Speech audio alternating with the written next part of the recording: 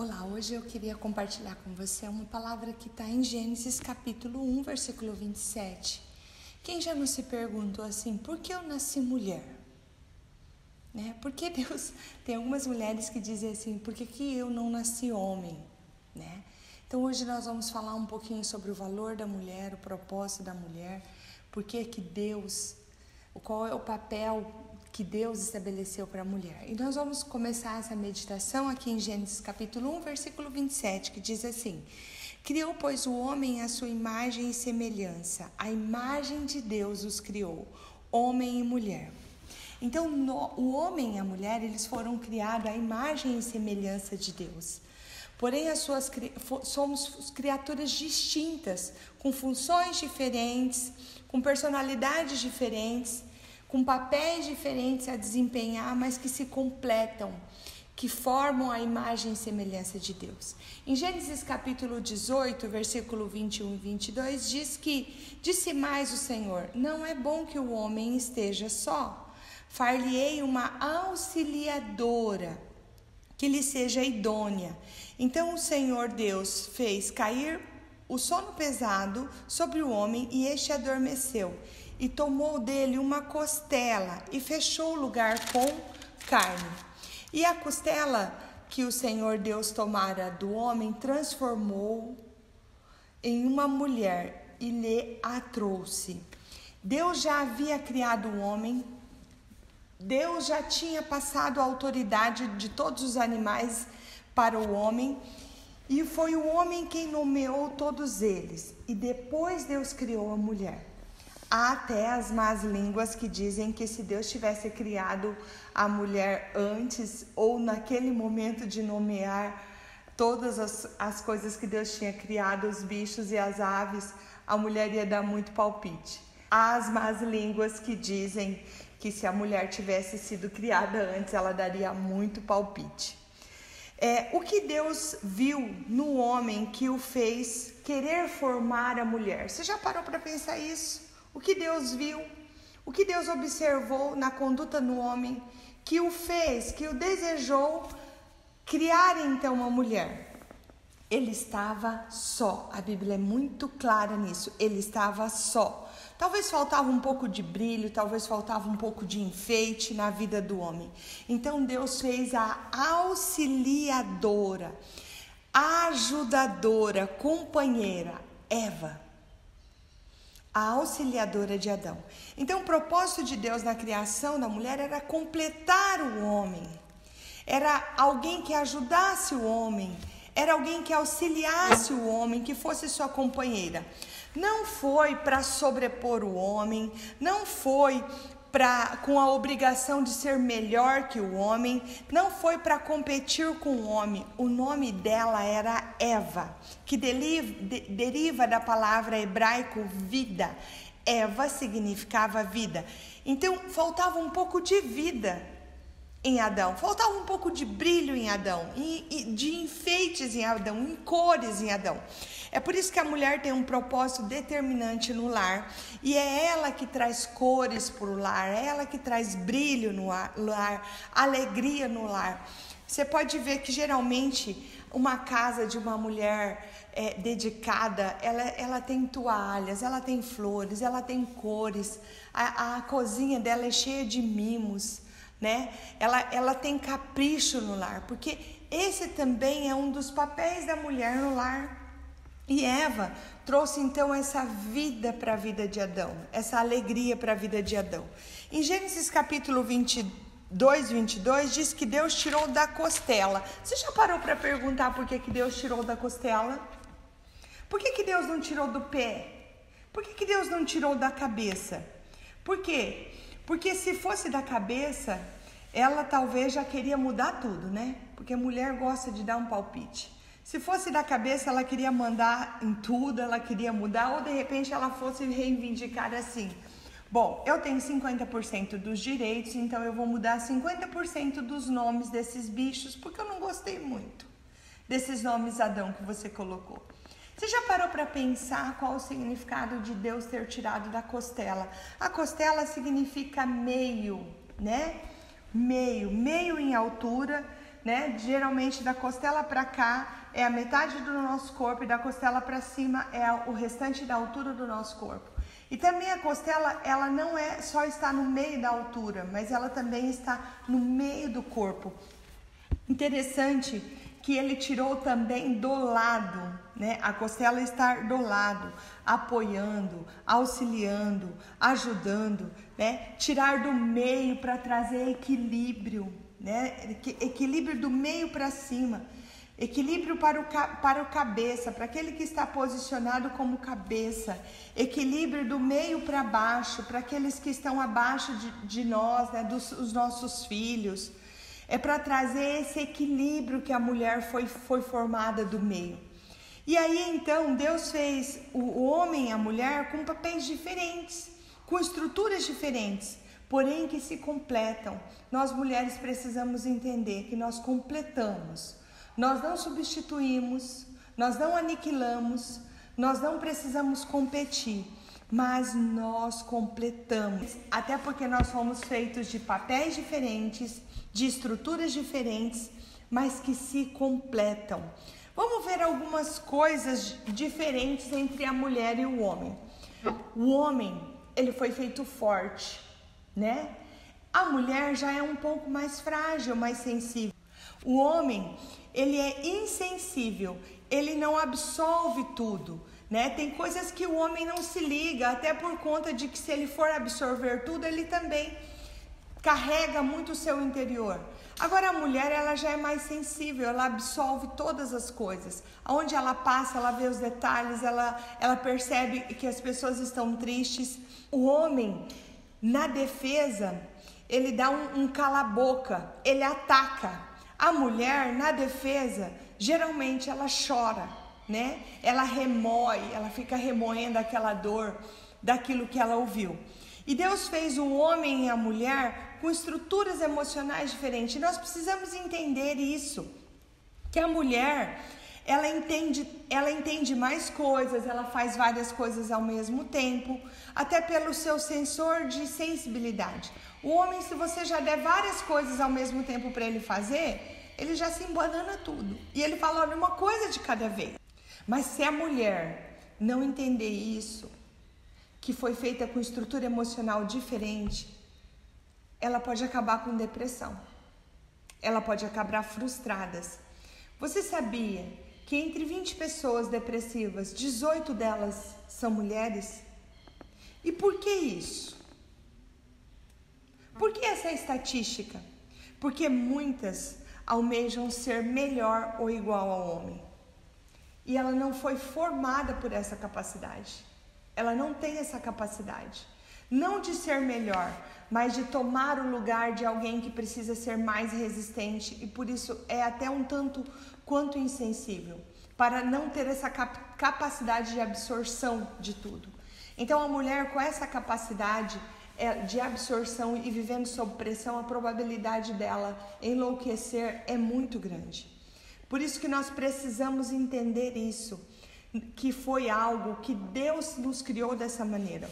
O homem já foi formado menos insensível para não absorver muito. Já em contrapartida, a mulher, ela absorve todas as coisas, né? Mas ela não pode querer tomar o lugar do homem. E isso não é questão de capacidade, de inteligência intelectual, não. Isso é capacidade emocional, por ser sensível e absorver tudo. A gente aguenta pouco tempo de pressão. O homem já aguenta um tempo longo de pressão. Se tiver que defender, o homem ataca. Se a mulher na defesa, ela chora, né? Sendo pressionada, ela chora. É por isso que nós precisamos entender uma coisa. E eu queria hoje até exemplificar para você. Em Provérbios capítulo 14, versículo 1, diz que a mulher sábia, ela edifica a sua casa. Se ficar ruim, você fala que daí eu volto, tá? Tipo, não ficou legal. Aí você faz assim, ó, tá? Em Provérbios capítulo 14, versículo 1, diz que a mulher sábia edifica o seu lar, a sua casa. ela constrói. Agora, a insensata, com a sua própria mão, a destrói. A mulher sábia, ela administra as informações, ela tem sabedoria, ela tem uma boa capacidade de julgar, de agir prudentemente. Então, com tudo isso que Deus adotou, ela constrói o seu lar e ela não destrói o seu lar. Ela tem habilidade para viver, ela tem habilidade para administrar as suas informações. Construir, instruir, foi algo que Deus deu para a mulher. Nós somos dotadas disso. E Deus, na sua infinita inteligência e sabedoria, Ele colocou essa capacidade sobre mim e sobre você, mulher.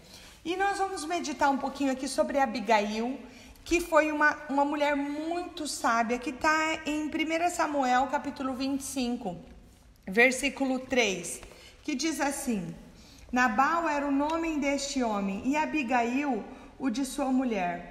Esta era sensata, formosa, porém o homem era duro, maligno em todo o seu trato. Ele era da casa de Caleb. Aqui fala sobre uma história de uma mulher que ela tinha essa capacidade, essa habilidade de viver. O homem, o seu marido Nabal, era um homem bêbado, pavio curto, grosso, uma pessoa sem capacidade de relacionamento, sem capacidade de analisar as informações, avarento, cabeça dura, orgulhoso. Agora, Abigail não. Você viu ali as qualidades de Abigail, né? Uma mulher sábia, uma mulher com paciência. Abigail tinha que ter muita habilidade para viver, até porque viver com um homem avarento, cabeça dura, orgulhoso, bêbado e arrogante, ela ia precisar de muita habilidade para viver. Aqui em 1 Samuel, capítulo 25, diz que quando os moços de Nabal estavam no Carmelo, Davi e seus homens protegeram, serviram de muros ao seu redor, cuidaram das suas posses.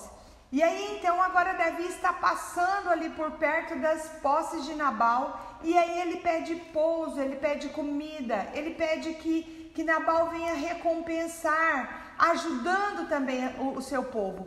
Mas aí Nabal, como sempre, um homem insensato, um homem duro de viver, o que acontece? Ele diz: eu não vou fazer nada, eu não vou ajudar em nada, eu não vou pegar da minha comida para dar para essas pessoas.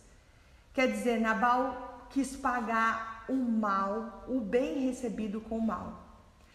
Quer dizer, Nabal quis pagar o bem com o mal. E aí então, Davi fica muito irado, levanta a sua espada e diz assim: olha, não vai ficar vivo um daqueles homens. Mas é interessante que os seus moços, os moços de Nabal, eles correm e vão até Abigail.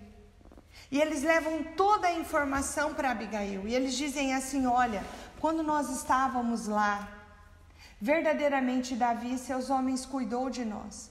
E aí agora, recebendo o mal de Nabal, nós vamos todos morrer. Então Abigail rapidamente diz: olha, pega tudo que nós temos do melhor e vai levando esses mantimentos à frente, que eu já logo estou indo atrás. E Abigail vai chegando até Davi e diz assim: Senhor, não faça isso, Senhor. Não suje as suas mãos com o sangue daquele homem. A culpa foi minha, porque se eu estivesse lá, eu já teria organizado tudo. Nos perdoe. Não suje as suas mãos com o sangue dele. Então Davi se acalma e Davi repensa, e ele diz assim: olha, se não fosse por sua causa, se não fosse pela tua prudência, pela tua sabedoria, eu já teria matado todos.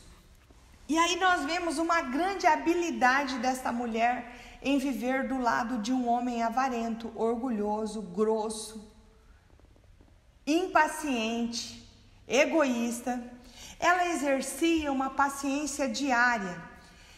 Em Provérbios capítulo 15, versículo 1, diz que a resposta branda desvia o furor, mas a palavra dura suscita a ira. Exatamente isso que tinha acontecido naquele caso. As palavras de Abigail desviou o furor de Davi.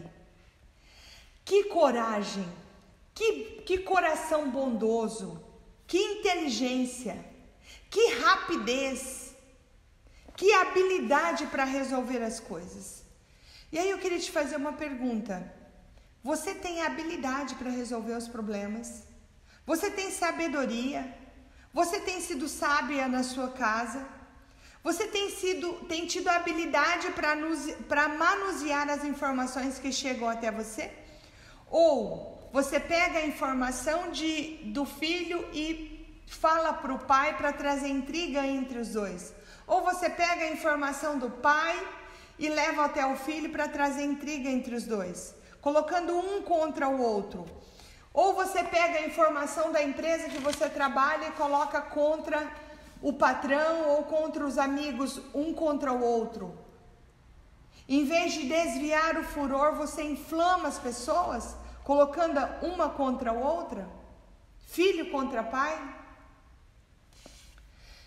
E aqui uma coisa que eu achei muito interessante nesse texto, que eu queria compartilhar com você, é que quando os moços recebem a notícia de Davi, de que Davi mataria todo o seu povo, ele não volta para falar com Nabal, ele volta para falar com Abigail. Aí me responde uma coisa: por que as pessoas procuram para dar uma notícia ruim àquele que tem sabedoria? Agora me responde uma coisa: quantas vezes algumas pessoas perguntam assim, por que eu sou o último a saber? Talvez porque sendo o primeiro a saber, você não tem habilidade para resolver. Você para pensar, as pessoas procuram pessoas que saibam resolver problemas para dar a notícia ruim. E as pessoas não procuram as pessoas que não sabem resolver os problemas para dar a notícia ruim. Por quê? Porque com a notícia ruim a pessoa não tem sabedoria para lidar com a situação. Você tem sabedoria para lidar com a situação? Você é o primeiro procurado para resolver uma questão? Ou você é a última pessoa a saber? Ah, ninguém me disse nada. Meu filho nunca falou disso.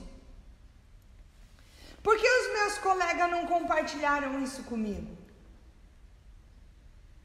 Porque pessoas que têm habilidade para resolver problemas são as primeiras pessoas procuradas. Para que sejam bombeiros, para que tragam a paz. A paz é o que alicerça o amor. E não é a ira que alicerça o amor. A verdade promove confiança e não a mentira, a fofoca. O perdão traz a reconciliação e não a amargura. É a fidelidade que garante a confiança e não é a infidelidade, nem a traição. Edificar é construir. E como é edificar uma casa? Como é construir um lar? E como é construir um lar? É colocar as coisas no lugar certo, a informação no lugar certo. É ter prudência nas decisões e não explosão, falta de domínio próprio. É ter paciência para resolver as coisas, para esperar as soluções e não agressão verbal, intimidar as pessoas, ameaçar. É o respeito que exerce a autoridade. É com respeito que nós exercemos a autoridade e não com maus tratos, arrogância, ordens infundadas. É a voz mansa e suave que trata as pessoas e não os gritos e baixarias. É a voz mansa que apaga o fogo, que te faz ser bombeira e não acender o fogo, incendiar. Largar não é o mais fácil. Largar não é o mais... Ai, meu Deus. Largar não é o mais fácil. Reconstruir, recomeçar é mais difícil. Só que é o melhor. Tem pessoas que preferem se exterminar do que resolver e conversar. E o Senhor disse que edificar a casa é um papel da mulher. E nós precisamos de ter sabedoria para essa edificação. E sabedoria é saber o que Deus pensa a respeito de tudo. É saber o que Jesus faria em relação àquilo que você está vivendo. Para que sua vida seja uma grande edificação, para que seus relacionamentos sejam sólidos e saudáveis, nós temos que ter uma construção bonita. Ou a sua vida é uma construção bonita, ou a sua vida é um amontoado de peças, coisas que não produzem um lar, coisas bagunçadas, que você olha e não sabe nem por onde começar a arrumar e nem como você vai formar uma casa, um lar. Você tem pedaços de lar, ou você tem uma edificação, ou a sua vida é um amontoado de coisas, ou a sua vida é um amontoado de peças que não formam um lar. O Senhor nos deu habilidade para edificar um lar, colocar as coisas no lugar certo, administrar as informações certas, administrar os conteúdos, o que o pai está falando, o que o filho está falando. Não usar das informações para destruir ainda mais o lar, mas para proteger, para edificar. Nunca é tarde para consertar. É interessante essa questão, porque nunca é tarde para consertar. Sempre é tempo de recomeçar. Nós não podemos levantar muros, nós temos que construir pontes. Como você vê a sua vida? Um amontoado de peças? Um amontoado de informações? Que você olha e não vê uma edificação? Sabe, tem momentos da nossa vida que nós temos que lembrar dos nossos começos, principalmente em relação a relacionamentos. Quando eu me casei, eu conheci o Rodrigo, meu esposo, e nós estávamos esperando em Deus. E eu fiz uma prova com Deus e ele também, até que Deus confirmou o nosso casamento. E foi algo extraordinário. Só que depois do primeiro ano, 1 ano e meio, vem a crise do primeiro ano. Hoje nós estamos há 13 anos juntos. Mas as crises vieram. Só que eu tive fé para tomar a decisão lá no começo.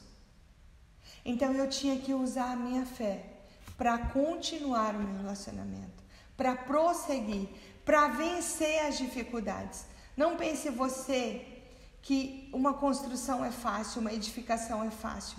Mas se você teve fé, se você entendeu de Deus, que os filhos que você tem, que o esposo que você tem, foi Deus quem te deu, a mesma fé que você teve para receber, você precisa ter essa fé para continuar.